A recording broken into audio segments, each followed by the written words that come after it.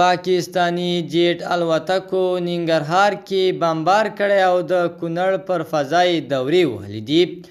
په سلامونو مو هرکلی کوم د AFG نیوز چینل درنو لیدونکو. سلام، ستړي مشئ، وخت مو په خیر. پام مو راګرځوم د دې ساعت تازه او مهم خبر ته، او په سر کې یادونه کوم ملګرو که مو چینل نوي سبسکرایب کړی د تازه او مهمو خبرونو لپاره در سره AFG نیوز چینل په درنښت سره سبسکرایب کړئ.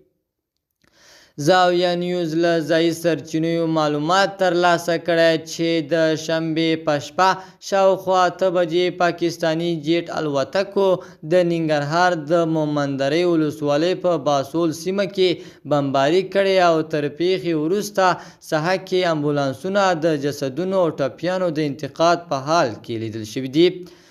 دغه راز تر ډیورند کرښې هاغه خوا د افغانستان په خاوره کې د کونړ ولایت پر فضا هم 2 پاکستاني جیټ الوتکو د ګزمې پر مهال لیدل شوي دي. سرچینې وایي د ماخوستن له 8 بجو د دغه خبر تر خپرېدو پورې د ننګرهار او کونړ پر فضا د جیټ الوتکو ګزمې روانې دي. د پاکستاني استخباراتي ادرسونو د ننګرهار باسول کې د پاکستاني طالبانو د یو مرکز نښه کېدو ادعا کړې، خو افغان طالبانو بیا د پاکستان د دغې ادعا په وړاندې تر اوسه څه نه دي ویلي.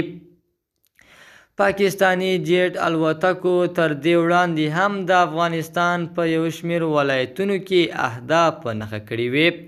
د AFG نیوز چینل درنو لیدونکو، دا زمونږ د دې ساعت چمتو شوی خبر د نورو تازه او مهمو خبرونو لپاره در سره AFG نیوز چینل په درنښت سره سبسکرایب کړئ.